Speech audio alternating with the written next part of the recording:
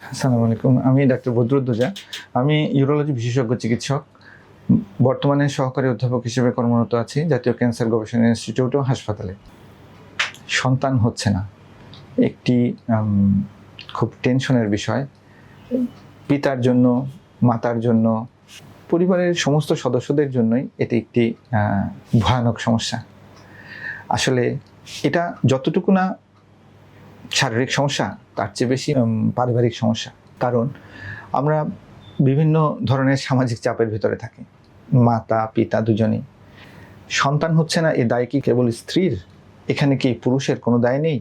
বিজ্ঞান কি বলে? সত্যিকার অর্থে ইনফার্টিলিটি বা সন্তান না হওয়ার জন্য মহিলার যেমন 40% ক্ষেত্রে রেসপন্সিবল থাকেন, ঠিক তেমনিভাবে পুরুষরাও 40% ক্ষেত্রে রেসপন্সিবল থাকেন। আর মহিলা পুরুষ উভয়ই যেখানে সমস্যা থাকে, সেক্ষেত্রে 20% এমন থাকে যে মহিলা পুরুষ দুজনেরই সমস্যা। সেক্ষেত্রে দুজনের পৃথক পৃথকভাবে আলাদাভাবে চিকিৎসা প্রয়োজন হয়। তো পুরুষের বিভিন্ন সমস্যা হতে পারে, যার কারণে তার ইনফার্টিলিটি ডেভেলপ করতে পারে বা সন্তান জন্মদানের সক্ষমতা কমে যেতে পারে। যেমন বীর্যে শুক্রাণু পরিমাণ কম হওয়া, তার হরমোন ঘটিত বিভিন্ন জটিলতা, ভেরিকোসিল। এটা ছাড়া আননোন এটিওলজি থাকে, যার সঠিক কারণ জানা যায় না। কখন আমরা বলবো যে তারা সন্তান জন্ম দিতে পারছেন না বা ইনফার্টিলিটিতে ভুগছেন? কখন বলবো? যখন দেখা যাবে যে 1 বছর টানা স্বামী স্ত্রী একত্রে আছেন, কোনো আনপ্রোটেক্টিভ সেক্সুয়াল ইন্টারকোর্সের ভিতর দিয়ে যাচ্ছেন, কোনো প্রোটেকশন ছাড়াই তারা চেষ্টা করছেন, গত 1 বছর ধরে একসাথে আছেন, এই সমস্ত ক্ষেত্রে আমরা বলবো যে হ্যাঁ, ওনারা এই অসুবিধায় ভুগছেন। আমাদের এক্ষেত্রে বিভিন্ন সমস্যা হয়, যেমন স্বামী অনেক সময় দেশের বাইরে থাকেন, বিয়ে করেছেন 1 বছর, ঠিক আছে, কিন্তু হয়তো স্ত্রীর সাথে ছিলেন মাত্র 1 মাস। তাহলে তো এই সিচুয়েশনটাকে আমরা বলতে পারবো না ইনফার্টিলিটি।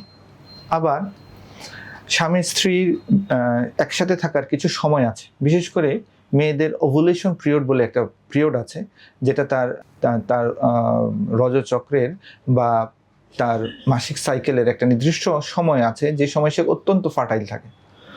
এই সময়টা যখন স্বামী স্ত্রী আলাদা থাকেন, তখন কিন্তু তাদের সেই মূল প্রোডাক্টিভ পিরিয়ডটা ওরা মিস করেন। ফলে দেখা যায় যে এই সাইকেল ঘটিত অ্যাবনর্মালিটির কারণেও অনেক সময় বাচ্চা হয় না। তো এগুলো আসলে কোনো কুসংস্কার বায়াস না হয়ে সংশ্লিষ্ট চিকিৎসকের শরণাপন্ন হওয়াটা প্রয়োজন। কেবলমাত্র স্ত্রী নয়, পুরুষও 40% ক্ষেত্রে ইনফার্টিলিটির জন্য দায়ী হতে পারেন। তো সেক্ষেত্রে এগুলো তো কোনোটাই আমাদের হাতে না। এগুলো আসলে চেষ্টা করা যেন সঠিক রোগ নির্ণয় করে সেই অনুযায়ী চিকিৎসার ব্যবস্থা করা। এটা সচেতনতামূলক ভিডিও, যেন আপনি এই ব্যাপারে সচেতন হন। পুরুষ এবং নারী দুজনের কারণে এই অসুবিধাটুকু হতে পারে এবং এর সুচিকিৎসা করা সম্ভব। ধন্যবাদ। সালাম আলাইকুম।